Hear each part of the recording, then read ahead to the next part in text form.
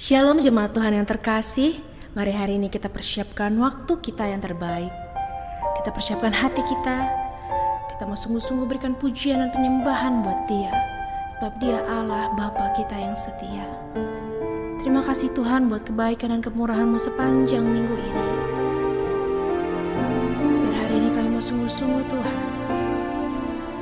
menyembah Engkau, Allah yang perkasa.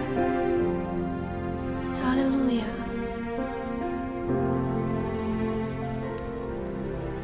Saat ku masuk ke hadirat-Mu, bawa persembahan ke tempat kudus-Mu.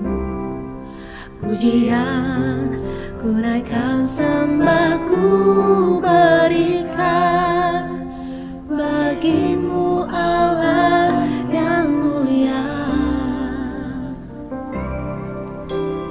Kau layakkan ku menghampiri-Mu, melihat tata kemuliaan-Mu Tuhan. Pujian ku naikkan, sembah ku berikan bagi-Mu Allah yang mulia. Oleh kuasa darah-Mu Kau telah tebus dosaku. Kekudusan-Mu melingkupiku, kasih-Mu mengalir memulihkan hidupku. Sungguh besar anugerah-Mu, Kau selamatkan hidupku. Ku menjadi ciptaan yang baru oleh kuasa darah-Mu. Mari dengan segenap hati kita katakan, saat ku masuk ke hadirat-Mu, bawa persembahan ke tempat kudus-Mu. Pujian ku naikkan, sembah ku berikan bagi-Mu Allah yang mulia. Kau layakkan ku menghampiri-Mu, melihat tata kemuliaan-Mu Tuhan. Pujian ku naikkan, sembah ku berikan bagi-Mu Allah yang mulia. Oleh kuasa darah-Mu Kau telah tebus dosaku. Kekudusan-Mu melingkupiku, kasih-Mu mengalir memulihkan hidupku. Sungguh besar anugerah-Mu, Kau selamatkan hidupku. Ku menjadi ciptaan yang baru oleh kuasa darah-Mu. Oleh kuasa darah-Mu, oleh kuasa darah-Mu. Terima kasih Tuhan, tebus dosa kami Bapa. Kekudusan-Mu melingkupi setiap kami Tuhan. Kasih-Mu mengalir memulihkan hidupku. Sungguh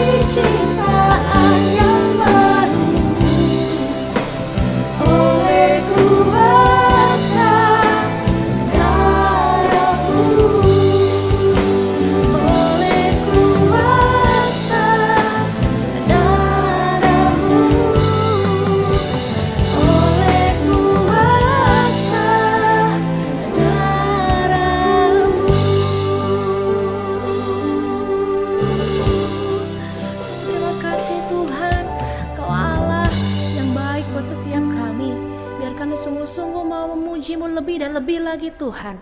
Terimalah pujian dan penyembahan kami sebagai persembahan yang harum di hadapan-Mu dalam nama Tuhan Yesus. Haleluya. Amin.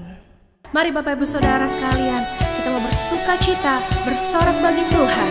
Haleluya. Mari kita mau naikkan pujian ini sama-sama. Kami mau datang memuji-Mu Tuhan dengan penuh sukacita. Kami mau katakan Gloria. Haleluya.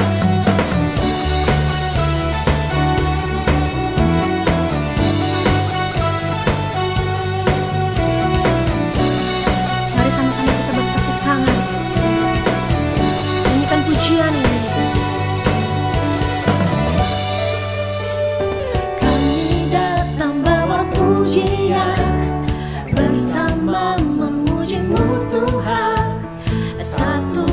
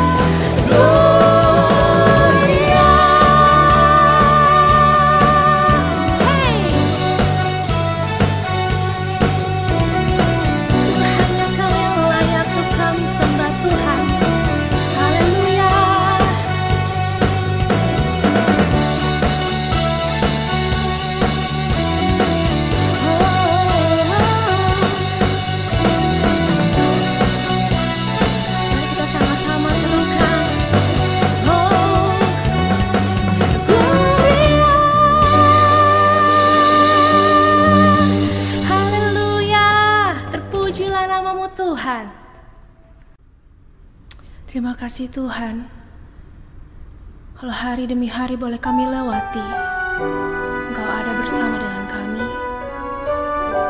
Dalam situasi apapun, dalam kondisi apapun, Engkau tetap menyertai kami.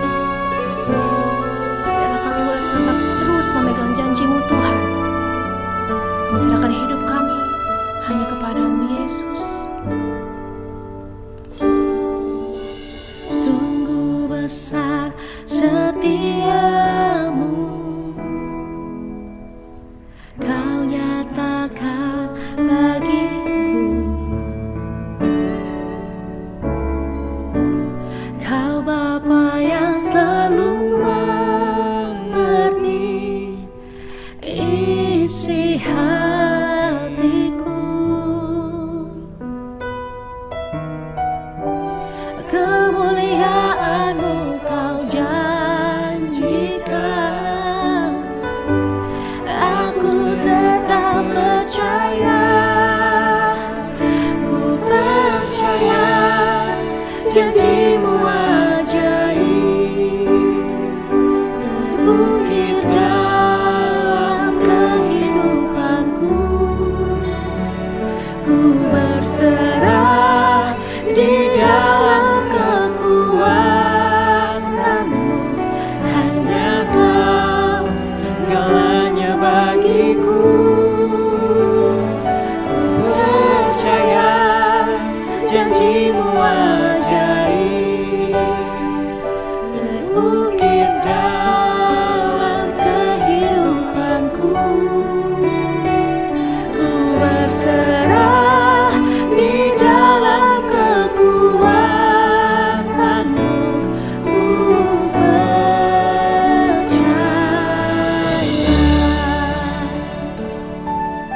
Sungguh kami percaya hanya kepadamu Tuhan. Besar setiamu atas kami, nyata dalam hidup kami. Terima kasih Yesus. Mari kita nyanyikan lagu ini sekali lagi. Sungguh besar setiamu, Kau nyatakan bagiku. Kau Bapa yang selalu mengerti isi hatiku. Kemuliaan-Mu Kau janjikan, aku tetap percaya. Aku percaya janji-Mu ajaib terukir dalam kehidupanku.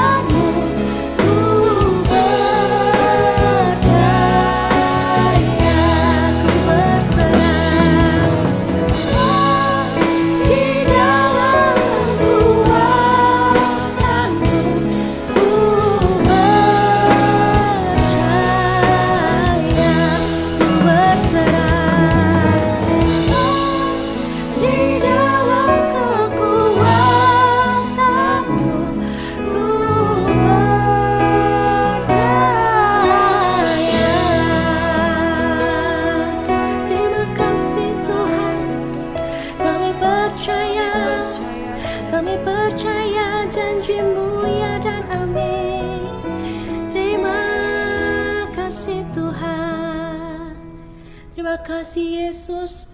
Sungguh kami mau pegang janji-Mu Tuhan, bahwa Engkau Allah setia menyertai kami sampai pada kesudahannya. Terima kasih Bapa, sebentar kami akan mendengarkan firman-Mu. Biar kami boleh mempersiapkan hati kami Tuhan untuk mendengarkan kebenaran firman-Mu. Dalam nama Tuhan Yesus kami berdoa. Haleluya. Amin. Dan hari ini saya akan menyampaikan firman dengan judul Hati Benar Rohani Bersinar. Saudara-saudara, tahun 2022 ini juga adalah tahun yang penuh dengan tantangan. Karena itu kita harus memiliki kerohanian yang sungguh-sungguh sehat dan kuat agar kita bisa bertumbuh. Iman kita harus teguh supaya kita mendapatkan kemenangan. Itulah kesehatan rohani yang kita harus miliki dalam kehidupan. Dan apa kuncinya supaya rohani kita sehat? Selalu menjaga hati yang benar. Alkitab berkata, jagalah hatimu dengan segala kewaspadaan, karena dari situlah terpancar kehidupan. Kalau hati kita kotor, kalau hati kita jahat, kalau hati kita tidak berkenan kepada Tuhan, rusak, hancur hidup kita. Tapi kalau hati kita cinta Tuhan, hati penuh dengan kasih, tahun ini sebesar apapun tantangannya, ada kemenangan yang kita yakini Tuhan akan berikan. Karena hati yang benar membuat kerohanian akan bersinar. Dan orang yang hatinya benar, hidupnya akan bahagia. Tidak ditentukan oleh kondisi sekitar, apakah COVID ada atau COVID tidak ada. Tetapi hati yang benar akan membuat kita kuat, teguh, perkasa di dalam segala situasi. Karenanya mari kita akan lihat Matius pasal 5 ayat 7 sampai 10. Kita akan belajar tentang 4 sikap hati yang benar untuk kita memiliki kerohanian yang berkenan kepada Tuhan. Dalam ibadah pagi saya tadi berkhotbah dengan judul sama, tapi saya membahas ada 4 sikap hati yang kita harus miliki supaya benar-benar kita ini berkenan kepada Allah. Sikap hati yang pertama adalah hati yang rendah. Yang kedua, hati yang bertobat. Yang ketiga, hati yang lembut. Dan yang keempat, hati yang lapar dan haus akan kebenaran. Saudara juga boleh mendengarkan khotbah tersebut melalui YouTube GB Battle supaya kita bisa mendapatkan kebenaran firman ini lebih lengkap. Tapi dalam ibadah kedua ini saya akan melanjutkan pada sikap hati yang kelima sampai ke-8. Mari kita akan baca Matius pasal yang kelima ayat 7 sampai 10. Demikian bunyinya. Berbahagialah orang yang murah hatinya karena mereka akan beroleh kemurahan. Berbahagialah orang yang suci hatinya karena mereka akan melihat Allah. Berbahagialah orang yang membawa damai karena mereka akan disebut anak-anak Allah. Berbahagialah orang yang dianiaya oleh sebab kebenaran karena merekalah yang empunya kerajaan sorga. Bagian ini merupakan khotbah Yesus di bukit. Khotbah pertama yang dia sampaikan kepada orang-orang umum, halayak ramai. Dan apa kunci supaya kita memiliki spiritualitas yang baik? Hatinya harus dijaga benar. Dan sikap hati apakah yang kita harus miliki? Yang pertama dalam ibadah ini saya ingin bagikan ayat yang ke-7 tadi. Berbahagialah orang yang murah hatinya karena mereka akan beroleh kemurahan. Orang yang rohani cirinya dia punya kemurahan hati kepada sesama. Kemurahan hati pertama dinyatakan dalam wujud rela mengampuni orang yang bersalah kepada kita. Saudara, ada hamba yang punya hutang 10.000 talenta, dibebaskan oleh raja, tapi dia cekek temannya yang cuma punya utang 100 dinar, jauh lebih kecil dari hutangnya.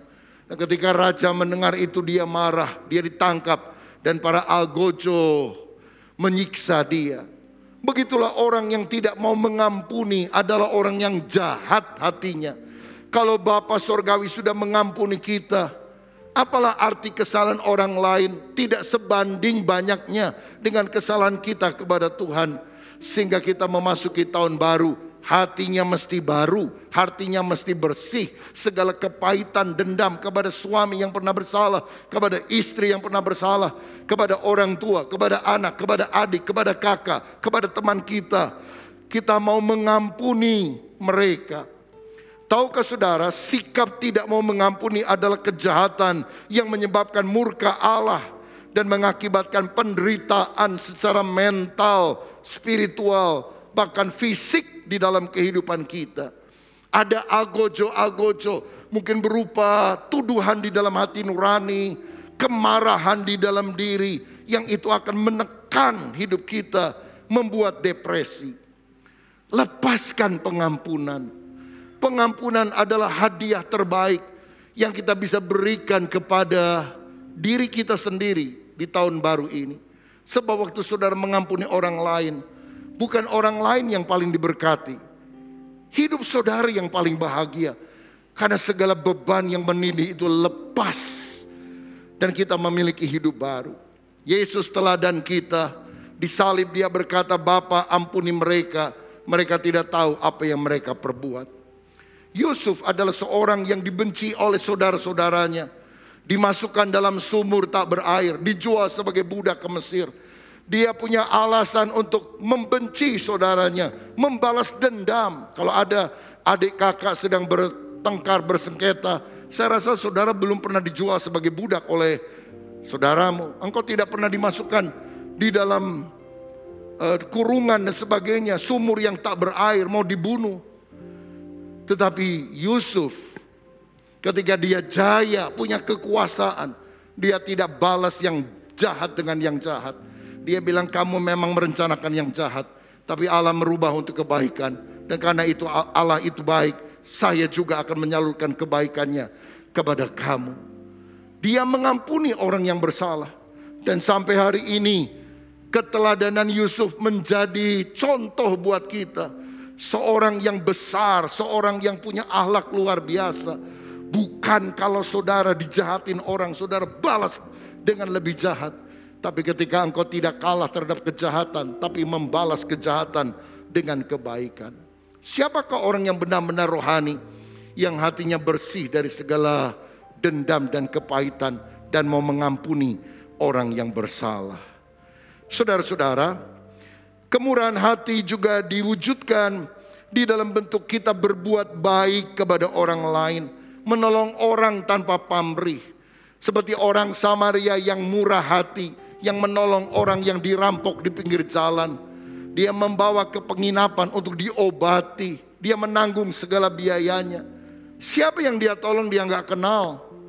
Tapi dia mau melakukan itu. Dan Yesus mengangkat contoh ini. Jadilah seperti orang Samaria yang murah hati. Tahun ini, maukah kita belajar menaburkan hal yang baik kepada orang lain?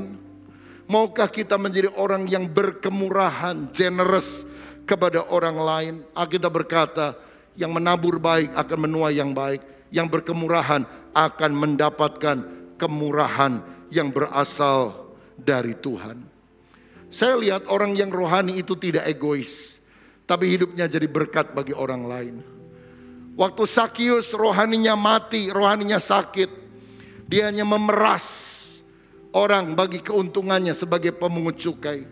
Tapi waktu rohaninya dihidupkan oleh Tuhan, sehat, dia bilang setengah harta aku bagikan kepada orang miskin. Dia melayani orang lain. Karena apa? Hati yang berkemurahan itu ada. Saudara, orang yang pelit, orang yang hanya mikirin diri sendiri, bukanlah orang yang rohani. Orang yang belajar menabur berkat, itu adalah orang-orang yang rohaninya bertumbuh. Saya pernah mendengar kisah ada seorang pengusaha yang kerja terus. Tapi menjelang Natal, ada seorang temannya bilang, kamu ikut yuk, ikut saya teman-teman, kita akan pergi ke panti asuhan. Malas kerjaan saya masih banyak, ayolah. Kamu akan mengalami kebahagiaan waktu kita berbagi. Oh udah gak apa-apa, saya ikut nyumbang gak apa-apa. Oh lain, kamu mesti datang sendiri ke sana. Akhirnya dia ikut dengan terpaksa. Dan setelah kasih makanan, pakaian, ya dia lihat acara anak nyanyi-nyanyi, dia gak terlalu tergerak saudara. Dan dia pikir Nggak ada apa-apa juga. Teman saya bilang kamu akan bahagia. Mana bahagianya? Tapi ketika dia mau pulang, sudah hampir sampai di pekarangan daripada panti asuhan itu, ada seorang anak panti mendekati dia, bilang, "Om, boleh nggak sebelum Om pulang saya minta sesuatu?" "Oh, minta apa, nak?" Dia pikir mungkin minta permen, minta uang. Dia bilang, "Om, bolehkah saya memanggil Om ayah? Karena saya nggak tahu papa saya siapa." Zek, jantung hati pengusaha ini seperti berhenti berdetak. Dia bilang, "Oh, boleh, boleh." Dan anak itu memeluk dia. Dia bilang, "Ayah, satu lagi Om atau Ayah. Kalau Ayah datang lagi, bolehkah Ayah kasih saya foto supaya saya tetap bisa ingat wajah Ayah. Dan kalau kangen saya lihat foto Ayah." Pengusaha ini gak bisa jawab, saudara. Dia tahan dirinya. Karena tiba-tiba dia tersentuh. Dia merasa bahwa anak kecil ini yang sangat tulus menyapa dia.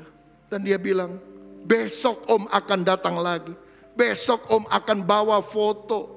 Dan bawa apa saja yang Om anggap perlu buat kamu. Dan mulai hari ini, aku juga akan disebut sebagai ayah dan kamu akan kusebut sebagai anakku." Saudara-saudara, waktu dia pulang, dia bilang sama temannya, "Aku menemukan kebahagiaan. Bukan karena aku melihat pertunjukan, mendapatkan sesuatu. Tapi ketika aku berbagi kasih." Saudara yang berkemurahan, kerohanianmu akan meningkat. Dan engkau akan mendapatkan kebahagiaan terbesar dalam kehidupan ini. Berikan tepuk tangan untuk Tuhan kita. Hal kedua siang ini yang saya mau bagikan di dalam ayat yang ke-8. Berbahagialah orang yang suci hatinya karena mereka akan melihat Allah. Kata suci berasal dari kata ros. Dan itu artinya seperti susu murni yang tidak dicampur dengan air.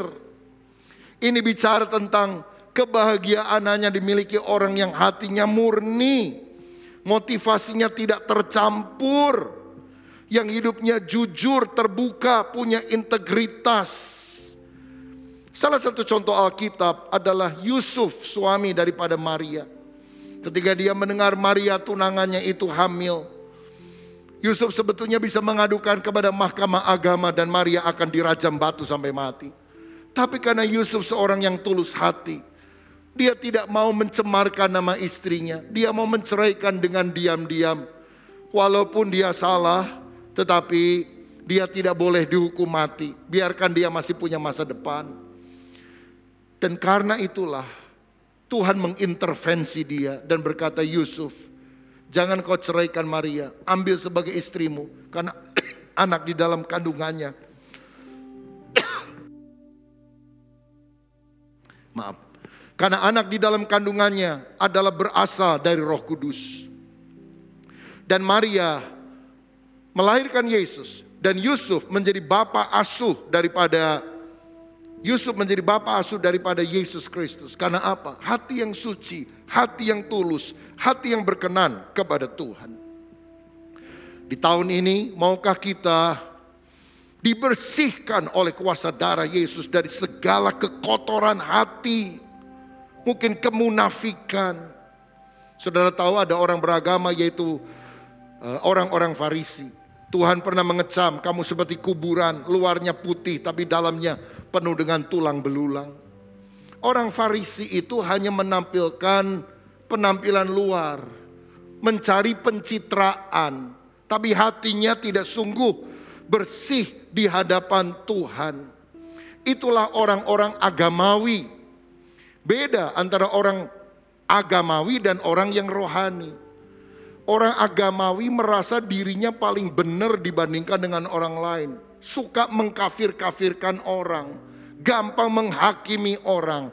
Padahal belum tentu hidupnya bisa mencapai standar yang dia tetapkan bagi dirinya sendiri. Dan kalau dia melakukan kebaikan, dia bangga. Aku bukan pencuri, aku bukan penzina, aku bayar perpuluhan, aku puasa, aku tidak sama seperti pemungut cukai itu. Dan Tuhan tidak suka dengan orang yang sombong sedemikian. Tuhan mencari orang yang rendah hatinya yang berkata, Tuhan ampuni aku orang berdosa. Kalau aku diselamatkan masuk sorga, karena aku mengemis pengampunanmu, aku menerima anugerahmu. Itulah yang hatinya, orang yang hatinya disucikan oleh Tuhan. Mungkin ada motivasi yang salah yang harus dibereskan, dibersihkan. Ananias dan Safira memberikan persembahan untuk umat Tuhan, gereja Tuhan. Bagus kan? Tapi apa yang terjadi? Mereka mati, saudara sekalian. Memberi persembahan malah mati. Loh, kenapa? Karena yang Tuhan lihat bukan hanya perbuatan yang baik, tapi sikap hati, motivasi yang baik. Sikap hatinya ingin mendapatkan kedudukan, jabatan melalui apa yang dia berikan. Bahkan dia mendustai Roh Kudus. Saya ingat ada seorang rekan hamba Tuhan cerita, Pak, saya di gereja ini disupport oleh seorang pengusaha. Oh, kami bisa dapat kursi yang bagus, sound system, alat musik semua dilengkapi. Tapi satu kali dia nggak setuju dengan satu keputusan saya. Wah, dia marah. Sejak itu dia tidak mau support saja saya. Dia bilang, awas ya, saya akan lakukan sesuatu. Dan minggu depannya ketika mereka mau ibadah, ketika pintu tempat ibadah, ruko kecil dibuka, kaget saudara. Sound system udah nggak ada, alat musik udah nggak ada, bangku udah nggak ada. Dibawa semuanya. Aduh, sampai dia bingung, gak bisa kebaktian, saudara. Saya bilang gak apa-apa. Orang memberi itu karena Tuhan, bukan karena senang atau tidak senang sama pendetanya. Dia berani begitu, dia hadapan sama Tuhan langsung. Apa dia pikir dia bisa menghukum gereja dengan cara demikian? Biar Tuhan yang berurusan langsung. Ada loh orang seperti itu sekarang. Orang yang hatinya gak tulus. Seorang rekan hamba Tuhan lain cerita, Pak, saya disupport oleh seorang pengusaha, dia suka kasih persepuluhan. Tapi satu kali dia nggak setuju dengan saya karena pendetanya tergerak membantu misi dan sebagainya. Dia bilang, udah kita aja, nggak usah pikirin orang lain. Tapi dia berusaha jelaskan, gereja itu mestinya misi. Oh, dia marah, dia keluar dari gereja. Dia minta semua persepuluhan yang sudah sekian tahun dia berikan, saudara. Masuk ke pengadilan, waduh. Saudara tahu, banyak orang memberi tidak tulus. Hanya untuk menyenangkan kemauannya sendiri. Tapi saya mau bilang, ini ciri akhir zaman. Orang yang model semacam itu gak takut sama Tuhan. Dia akan berhadapan dengan Tuhan. Tapi kita harus memiliki hati yang tulus, hati yang bersih, hati yang suci.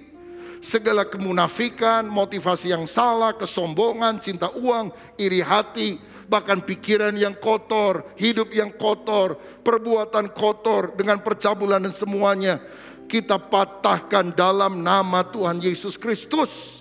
Sehingga tahun ini Tuhan membersihkan kita. Segala dosa yang lalu kita tinggalkan.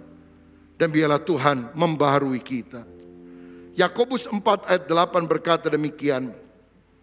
Mendekatlah kepada Allah dan Ia akan mendekat kepadamu. Tahirkanlah tanganmu, hai kamu orang yang berdosa, dan sucikanlah hatimu, hai kamu yang mendua hati. Kita harus minta disucikan oleh darah Yesus, tapi kita juga harus bertekad untuk hidup suci. Sucikanlah hatimu, hai kamu yang mendua hati. Bukankah Tuhan yang menyucikan kita dengan darahnya? Ya. Tapi ini menunjukkan bahwa ada komitmen untuk kita juga hidup suci. Supaya tidak mendua hati terus. Sorga oke, dunia juga oke. Tapi kita mau hidup berkenan kepada Tuhan. Saya teringat ada seorang muda yang namanya Agustinus. Pada masa kehidupannya saudara, dia memiliki ilmu yang tinggi. Tapi moralitasnya rendah. Dia bergaul dengan para pelacur. Dan dia melakukan banyak dosa. Tapi satu kali, ketika hatinya merasa kosong, hampa, walaupun ilmunya banyak, walaupun dia dikenal oleh banyak orang, di tengah kekosongan hatinya, Seperti ada suara yang berbisik di hati nuraninya, bacalah. Dia pikir baca apa? Buku filosofi saya sudah banyak baca. Dan dia ingat ibunya yang bernama Monica yang tinggal di kampung. Sebelum pemuda ini pergi ke kota besar, ke Roma, menitipkan Alkitab. Dan ibunya pernah berkata, bacalah Alkitab dengan tekun. Tapi dia tidak pernah baca Alkitab. Di tengah kekosongan hati itu dia pulang ke rumah. Dia ambil Alkitab yang sudah berdebu karena tidak pernah dia baca. Dia buka secara acak. Roma pasal 13. Dia temukan ayat-ayat yang berkata, hari sudah jauh malam, telah hampir siang. Tinggalkanlah perbuatan kegelapan, kenakanlah perlengkapan senjata terang. Saudara-saudara, sejak hari itu hidupnya berubah. Dia menjadi seorang yang saleh. Dia menjadi seorang teolog yang terkemuka. Orang Katolik menyebutnya bahkan dengan istilah Sin Agustinus, Santo Agustinus. Satu kali Agustinus pernah cerita, dia pergi ke kota dan dia berpapasan dengan wanita tunasusila, pelacur langganannya zaman dulu. Dan dia teriak, itu perempuan teriak, Agus, kemana wae ya? Kemana aja? Udah lama gak ketemu. Waduh, Agus jadi kaget saudara sekalian. Dia pura-pura gak lihat. Pura-pura gak lihat. Masa lupa sama saya? Di tengah godaan itu, dia menjawab begini, Agustinus yang lama sudah mati. Agustinus yang ada sekarang adalah Agustinus yang baru. Dia lari meninggalkan tempat itu dan dia menjaga kekudusannya sampai akhir hayatnya. Seberapa banyak dosa yang kita pernah lakukan ketika kita bertobat, Tuhan memberikan pengampunan kepada kita. Jangan lihat terus masa lalu, lihat masa depan. Asal hati kita beres, bersih di hadapan Tuhan. Ada pemulihan yang Tuhan akan kerjakan dalam hidup kita. Ada penyucian yang Dia lakukan supaya hidup kita berkenan kepada Tuhan. Saudara-saudara, orang yang hidup di dalam kekudusan akan melihat Tuhan, kata firman. Ibrani 12 ayat 14 juga berkata, kejarlah kekudusan, sebab tanpa kekudusan orang tidak akan melihat Tuhan. Saudara sekalian, melihat Tuhan, kalau kita hidup kudus berarti kita akan melihat Dia muka dengan muka dalam keadaan sebenarnya.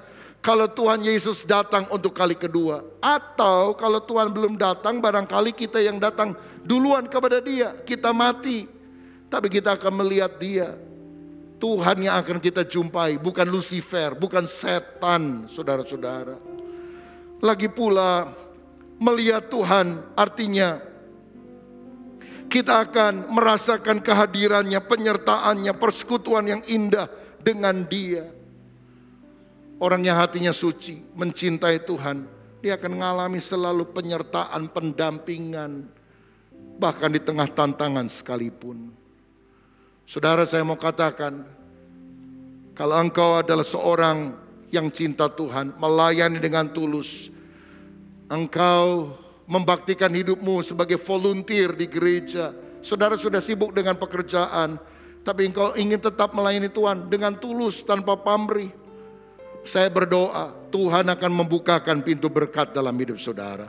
Engkau akan melihat Tuhan, kemuliaannya, berkatnya, pimpinannya, penyertaannya. Tuhan akan memberikan yang terbaik bagi setiap orang yang mau menjalin keintiman dengan Dia. Dan orang yang melihat Tuhan, artinya intim dengan Tuhan, akan seperti Abraham yang disebut sebagai sahabat Allah. Seperti Musa yang melihat Allah muka dengan muka. Seperti Henokh yang hidup bergaul dengan Allah. Dan dia tidak ada lagi karena dia diangkat oleh Tuhan. Saya tidak tahu kapan Tuhan akan datang untuk kali kedua. Tapi seandainya tahun ini pengangkatan itu benar terjadi, biar kita diangkat, memandang wajahnya di awan-awan kemuliaan. Kita tidak ditinggalkan oleh Tuhan, karena hati kita sudah disucikan oleh darah Tuhan Yesus. Siapa yang ketika Tuhan datang menjemput umatnya di bumi, kita mau ditemukan terangkat, kita mau menyembah Dia di dalam kekudusan dan kebenaran sampai selama-lamanya. Boleh angkat tangan? Dalam nama Yesus, Kiranya Tuhan memberikan anugerah itu kepada kita. Berikan tepuk tangan yang meriah untuk Tuhan kita. Yang ketiga, ayat 9, berbahagialah orang yang membawa damai karena mereka akan disebut anak-anak Allah. Apa cirinya orang itu rohaninya sehat, bertumbuh? Kalau dia menjadi alat damai sejahtera bagi orang lain. Tidak suka mengadu domba, tidak suka memfitnah, menjelek-jelekan orang lain. Tapi justru ketika ada pertengkaran dia mencoba merukunkan. Ibu Teresa pernah ditanya oleh seorang wartawan, bagaimana caranya supaya dunia bisa damai? Dia bilang, pulang ke rumahmu, cintai keluargamu, maka dunia akan berdamai. Sebab perdamaian di dunia itu harus dimulai dari perdamaian di dalam diri kita, yang kemudian kita bagikan kepada keluarga.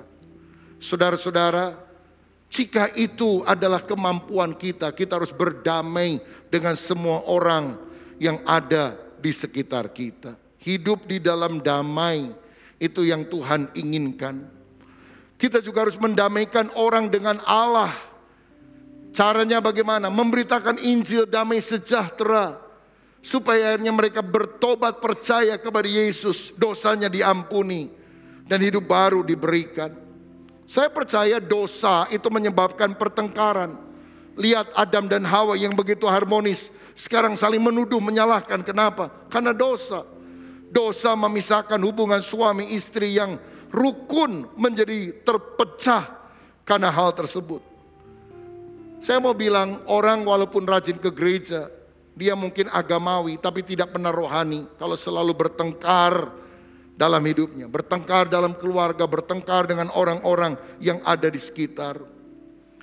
Saya percaya masalah ini harus dibereskan. Bila dosa, orang berdosa bertobat, dosanya dibereskan, maka lebih besar kemungkinannya untuk orang itu berdamai dengan sesama. Karena pertama dia sudah berdamai dengan Tuhan.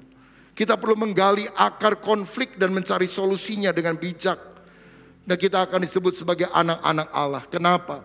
Karena kita meniru teladan Yesus, anak tunggal Bapa yang rela mendamaikan Allah Bapa surgawi dengan manusia berdosa, dengan rela mengorbankan dirinya di kayu salib. Saudara-saudara, sekali lagi, orang yang rohaninya tumbuh adalah orang yang ada damai sejahtera dalam hidupnya. Ibu-ibu, ada tugas besar bagimu. Biasanya atmosfer damai atau ribut di dalam keluarga sangat ditentukan oleh peranan ibu-ibu. Kalau ibu-ibu tiap hari bawaannya bete aja, aduh, rumah tangga gelisah, saudara-saudara, nggak tenang. Tapi kalau engkau punya roh yang lemah lembut dan tentram, keluargamu akan berbahagia. Kalau suami diktator, istri gladiator, rusak keluarga. Alkitab mengajarkan supaya perhiasan wanita itu adalah roh yang lemah lembut dan tentram, yang berkenan kepada Tuhan. Saya percaya damai sejahtera akan mengalir kalau setiap orang, wanita di tempat ini, mengizinkan roh damai sejahtera itu mengalir dalam dirinya. Pria juga terus harus mengusahakan perdamaian. Kita semuanya terpanggil untuk hidup di dalam damai. Damai dengan Tuhan, damai dengan diri, damai dengan sesama. Dan kalau hati kita bersih, kita bisa menjangkau jiwa bagi Yesus. Saya teringat dari Inggris ada seorang penginjil yang luar biasa namanya Smith Wigglesworth. Dia dipakai di dalam KKR kesembuhan ilahi. Banyak orang buta melihat, orang lumpuh berjalan. Dan beberapa kali Tuhan pakai dia untuk membangkitkan orang mati. Membangkitkan orang mati, bayangkan, wow. Tapi tahukah saudara, siapa yang mentobatkan Smith Wigglesworth? Istrinya yang bernama Polly. Karena Smith ini memang keluarganya asalnya Kristen, tapi kemudian dia jauh dari Tuhan, gak pernah ke gereja, hidup duniawi. Dan dia kasar karena kerjaannya tukang ledeng, saudara. Dan dia melarang istrinya pergi ke gereja. Tapi satu kali Polly, istrinya berkata, hari ini hari Natal, mari kita ke gereja bersama. Setidaknya sekali dalam setahun kita merayakan kelahiran Yesus. Suaminya bilang, jangan ajak saya ke gereja, saya nggak akan pernah mau. Kalau kamu mau ke gereja, aku izinkan kali ini saja. Tapi jangan telat. Begitu telat aku kunci pintu rumah. Wah, istrinya sudah senang karena dia selama ini dilarang kalau ke gereja. Oh, dia pergi ke gereja, saudara. Janji jam sekian pulang. Tapi rupanya hari Natal itu ada acara drama di gereja, jadi dia pulang agak sedikit lambat. Mungkin beda cuma 5-10 menit dari apa yang dia janjikan. Suaminya kunci pintu, saudara. Ini istrinya gedor-gedor nggak dibuka. Telat. Kamu harus konsekuen, tinggal di luar. Tapi ini musim salju. Aku kedinginan, aku bisa mati beku di luar. Terserah kamu. Saudara, dibiarin sekian lama di luar, menggigil kedinginan. Tapi karena istrinya ketok pintu terus, akhirnya suaminya buka pintu. Waktu buka pintu, Smith udah pikir, wah pasti istrinya akan marah, ngamuk dan sebagainya, mencereweti dia. Tapi enggak tuh, istrinya masuk ke dalam. Dia berganti pakaian, saudara sekalian, dengan baju hangat. Dia kemudian masak sup, menghidangkan teh panas. Dan dia panggil suaminya, ayo kita minum. Ayo kita makan sup di luar dingin sekali, pasti kamu juga kedinginan. Suaminya kaget. Apa nggak salah ini? Dia kok nggak marah? Akhirnya dia pikir oke, waktu dia makan, paling setelah makan, wah mulai. Tapi ternyata enggak juga. Sampai suaminya yang bilang, istriku, aku kan sering berbuat kasar dan jahat sama kamu. Bahkan hari ini aku menutup pintu sehingga kedinginanlah kamu di luar. Kenapa kamu tidak membalas aku? Lalu istrinya bilang, kalau bukan karena Kristus yang kumperingati kelahirannya pada hari Natal, sudah lama aku tinggalkan kau. Aku nggak mau punya suami seperti ini. Tapi aku sadar itu terjadi karena kamu tidak mengenal kasih Kristus. Bertobatlah suamiku, Yesus mengasihi engkau. Hari itu dia memberitakan kasih Yesus kepada suaminya. KKR terjadi, peserta 1 orang dan 1 peserta bertobat, nangis saudara-saudara. Itulah awal daripada pelayanan Smith Wigglesworth yang ternyata Tuhan pakai luar biasa dan karunia kesembuhan ilahi mujizat, bahkan membangkitkan orang mati. Siapa yang mentobatkan dia? Istrinya. Kalau istrinya bilang, wah punya modal gini, emang cuma kamu yang bisa, aku juga bisa.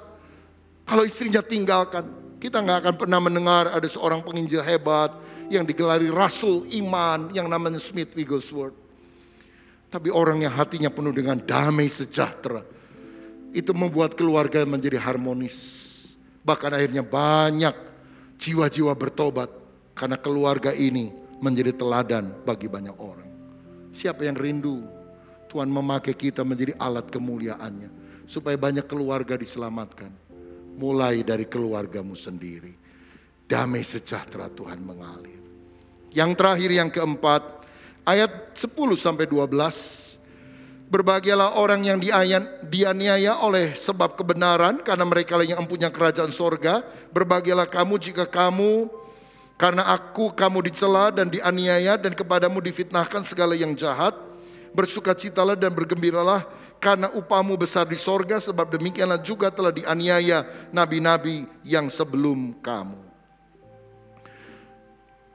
Yang keempat siang ini adalah orang yang sungguh rohani, hatinya tabah ketika menghadapi tantangan, kesulitan, bahkan aniaya. Barang siapa mengikut Yesus, itu bukan jalannya enak-enak, lancar semuanya. Dia akan menderita aniaya, kata firman Tuhan. Dianiaya bukan karena kebodohannya. Dianiaya bukan karena dosa. Saudara nyolong lalu digebukin orang sekampung, itu bukan salib yang harus saudara tanggung. Itu dosamu sendiri. Tapi kalau kita hidup benar, kalau kita percaya Yesus, kita nggak bisa naik jabatan. Kalau kita percaya kepada Yesus, kita dikucilkan, disingkirkan. Tapi kita tetap setia kepada Tuhan. Itulah aniaya yang harus kita terima dengan hati tabah. Bentuknya macam-macam, bisa fitnah, aniaya, dipenjara, bahkan dibunuh. Dalam situasi semacam itu, jangan mengasihi diri sendiri Self pity, aduh saya udah percaya Yesus kok gini amat ya. Mendingan saya tinggalkan Tuhan, saya pikir enak. Percaya sama Yesus. Saudara, percaya Yesus selamat. Itu yang paling penting. Soal enak gak enak itu bukan masalah yang paling penting. Tapi jaminan keselamatan tidak bisa diperoleh di dalam siapapun. Jangan hatimu penuh dengan dendam, tawar hati, percuma. Ikut Yesus, lalu kompromi. Jangan menyerah ketika kesulitan, tantangan datang dalam hidup saudara. Orang yang imannya tidak bertumbuh, aduh COVID lama pisan. Usaha saya kok bangkrut, ikut Yesus gak ada gunanya. Udahlah, saya percaya, dukun aja. Engkau akan kehilangan segala-galanya, saudaraku. Yang dibutuhkan adalah resilient, sikap hati yang tabah, tangguh menghadapi segala tantangan. Kalau engkau menderita, kata Yesus, hendaklah engkau bersukacita, bergembira, karena upahmu besar di sorga. Kalau Yesus menderita, lalu kita menderita, bukankah kita berada pada jalan Yesus Kristus? Itu membuktikan kemurnian iman kita. Sama seperti Yesus, Nabi dan para Rasul dianiaya, tapi mereka tetap memiliki iman yang teguh. 1 Petrus 4 ayat 14 berkata, berbahagialah kamu jika kamu dinista karena nama Kristus, sebab roh kemuliaan, yaitu roh Allah ada padamu. Saudara-saudara, saya ingat mungkin akhir 70-an, menjelang tahun 1980-an, ada seorang latar belakang non-Kristen, mencari-cari kesalahan orang Kristen, melakukan banyak hal yang merugikan gereja-gereja di Jawa Barat. Akhirnya ketika dia mencari-cari kesalahan Alkitab, ditangkap Tuhan. Ketika dia membaca pada mulanya adalah firman, firman bersama dengan Allah, firman itu adalah Allah. Firman menjadi manusia, itulah Yesus Kristus. Karena begitu besar kasih Allah akan dunia ini, sehingga dikaruniakan anaknya yang tunggal. Dia sadar, aku benci orang Kristen, aku cari-cari kesalahan Alkitab. Ternyata Tuhannya orang Kristen mencintai saya. Dia bertobat jadi Kristen, percaya Yesus. Apa akibatnya? Di penjara 6 tahun karena imannya, saudara. Tapi untunglah dia tidak menyangkal Tuhan. Dalam satu kesempatan dia pernah ngomong, setelah saya keluar dari penjara ada orang-orang mengajak saya kembali kepada kepercayaan yang lama. Saya bilang, ngapain, rugi udah 6 tahun penjara. Ya, kalau mau tetap yang dulu nggak usah di penjara dulu dong. Namanya Yusuf Roni, saudara. Minggu depan dia akan khotbah di sini. Ada orang yang menderita karena Kristus. Kita senang loh bisa ke gereja. Haleluya, puji Tuhan. Ada orang demi imannya harus bertahun-tahun di penjara. Dia cerita, dia pernah dianiaya, disetrum pakai listrik, saudara. Wut. Oh, penderitaan yang terjadi. Tapi dia bilang dulu dia kalau dingin itu suka nyeri tulang-tulangnya. Sakit apa itu ya? Hah? Rematik. Tapi keluar dari penjara rematiknya hilang, saudara. Nggak tahu, mungkin karena terlalu banyak disetrum barangkali, saudara. Jangan lakukan itu di rumah tentunya. Tapi saya melihat di sini orang yang tabah, imannya dimurnikan. Lalu orang yang tabah dalam kesulitan menjadi teladan, sehingga bisa menguatkan orang yang lain. Daniel yang tabah dimasukkan ke gua singa, memberikan keteguhan. Kalaupun kita berada dalam gua singa, dalam lembah bayang maut, asal Tuhan besertaku, aku tidak akan takut bahaya. Tuhan akan mengatupkan mulut singa. Sadra, Mesah, Abednego mau dilempar dalam dapur api, asal menyembah patung yang didirikan Nebukadnezar. Tapi mereka berkata, Tuhan akan melepaskan kami dari dapur api ini. Tapi seandainya tidak, kami tetap akan setia sama Tuhan. Itulah orang yang benar-benar rohani, bukan cuma agamawi. Bagi kita itu berarti, Tuhan, aku percaya tahun ini Engkau akan menyembuhkan penyakitku. Engkau akan memberkati hidupku. Tapi seandainya tidak, aku tetap setia kepada Tuhan. Karena aku setia bukan supaya aku kaya, supaya aku punya ini, punya itu. Aku mau setia kepadamu karena engkau yang pertama-tama setia dan mengasihi aku. Orang yang tabah hati, dia akan melihat kemuliaan Allah dinyatakan dalam hidupnya. Mulut singa terkatup, dapur api menjadi tempat di mana kemuliaan Allah dinyatakan. Karena Tuhan hadir di tengah dapur api dan memberikan pertolongan. Seandainya tahun ini, banyak orang berkata ini tahun di mana akan banyak inflasi, resesi, masalah dan sebagainya. Kita berkata Tuhan sanggup menolong saya. Bahkan kalau aku harus melintasi dapur api, asal Tuhan beserta saya percaya tidak akan ada yang mencelakakan. Ada kemenangan yang Tuhan berikan kepadaku. Penutup adalah ini. Saudara, kalau saudara lihat gambar lingkaran di depan, banyak orang untuk berhasil itu lebih menekankan performance di luar.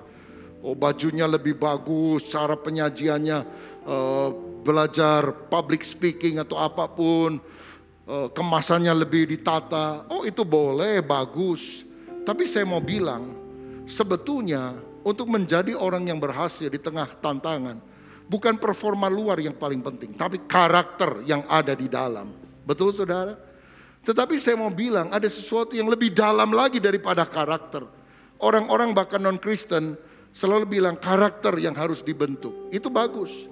Tapi kalau saya baca di dalam Galatia 5 ayat 22 sampai 23, firman Tuhan berkata, buah roh adalah kasih, sukacita, damai sejahtera, kesabaran, kemurahan, kebaikan, kesetiaan, kelemah lembutan, penguasaan diri. Ada 9 jenis buah roh yang dituliskan di sini. Dan semuanya adalah buah roh. Hasil persekutuan dengan Roh Kudus, di mana kerohanian kita bertumbuh, maka karakter ilahi akan nyata dalam hidup kita. Itu sebabnya kalau hati kita benar, karena relasi kita dengan Tuhan baik, maka karakter akan bertumbuh. Jadi yang paling penting adalah bangunlah kerohanianmu. Milikilah spirit of excellence, roh yang luar biasa. Roh bukan hanya sekedar sikap baik yang kita miliki, tapi ini relasi kita, hubungan kita dengan Tuhan. Dan jika rohani kita sehat, itu akan mempengaruhi seluruh aspek dalam kehidupan kita. Kalau roh kita dibangunkan, karakter kita lebih baik. Hikmat Allah akan mengalir, sehingga akan ada terobosan di dalam apa yang kau kerjakan. Keterampilan skillmu akan bertambah, performancemu akan meningkat, dan semua dimulai dari roh yang sehat, roh yang perkasa, hubungan dengan Tuhan yang baik.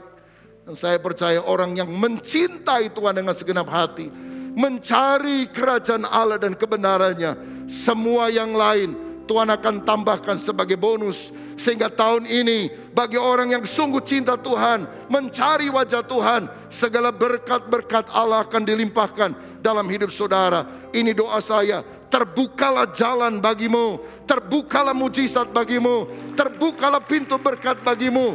Terima dengan iman dalam nama Yesus.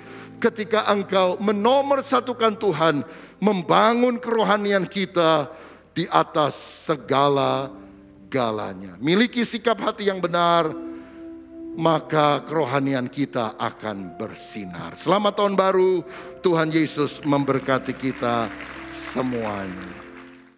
Bapak, Ibu, Saudara sekalian, Shalom. Saya yakin hari ini kita mendapat kekuatan yang baru dari Tuhan. Percayalah, kalau kita berjalan bersama Dia, maka setiap musim hidup kita ada dalam rencananya yang sempurna. Haleluya. Sebelum kita mengakhiri ibadah online ini, bagi Bapak, Ibu, Saudara sekalian yang terbeban untuk memberikan persembahan untuk pelayanan di gereja kita, silahkan scan barcode maupun transfer di nomor rekening yang tercantum di bawah ini. Kiranya Tuhan melipat gandakan benih yang ditabur. Amin. Mari kita akhiri ibadah ini. Mari kita satukan hati, kita masuk di dalam doa. Kami mengucap syukur kepadamu ya Tuhan. Penyertaan-Mu sempurna atas setiap kami. Tuhan, terima kasih Engkau memberkati setiap jemaat yang mengikuti ibadah online hari ini. Kami percaya yang sakit disembuhkan, yang susah dihiburkan, yang tidak ada pengharapan, Tuhan memberikan pengharapan yang baru. Kami percaya Tuhan, Engkau melawat Indonesia, Engkau memberkati Indonesia, berkati pemerintahan Bapak Jokowi sampai dengan yang terbawah. Kami percaya Engkau menaruhkan hati yang takut akan Engkau, memimpin bangsa ini dengan gentar akan Tuhan, sehingga dapat memimpin bangsa ini dengan arif dan bijaksana sesuai tuntunan daripada Tuhan. Memberkati juga tim gembala kami, Pak Julius Ishak, Pak Rubin Adi, dan Pak Suwito. Tuhan tutup bungkus dengan kuat kuasa darah Tuhan, sehingga ketiga hamba-Mu ini boleh memimpin kami dalam pertumbuhan iman, boleh memimpin kami Tuhan dalam mengerti visinya Tuhan, dan boleh melakukan misinya Tuhan dalam hidup kami. Terima kasih, memberkati keluarga mereka, anak cucu dan menantu, sehingga mereka Tuhan boleh menjadi berkat di masa pandemi saat ini. Terima kasih Tuhan, terima kasih. Sebelum kita akhiri pada hari ini, mari angkat tangan saudara, siapkan hati saudara, dan terimalah berkat daripada Tuhan. Tuhan memberkati hidupmu, Tuhan memberkati pertumbuhan imanmu, Tuhan memberkati pernikahan kudusmu, karena kecintaan Allah Bapa dan persekutuan Roh Kudus menyertai hidup saudara mulai hari ini sampai dengan Maranatha. Mari yang percaya dan diberkati Tuhan, bersama-sama kita katakan amin. Dengan demikian ibadah sudah selesai. Hari ini Tuhan memberkati kita semua. Amin. Sebab Kau besar, perbuatanmu ajaib, tiada seperti Engkau, tiada seperti Engkau. Sebab Kau besar, perbuatanmu ajaib, tiada seperti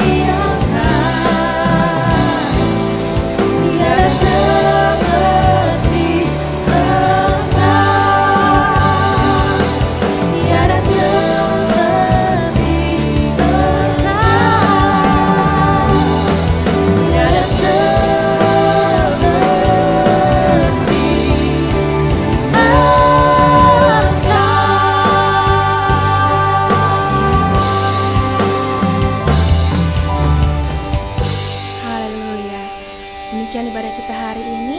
Jumpa kembali minggu depan dan Tuhan Yesus memberkati.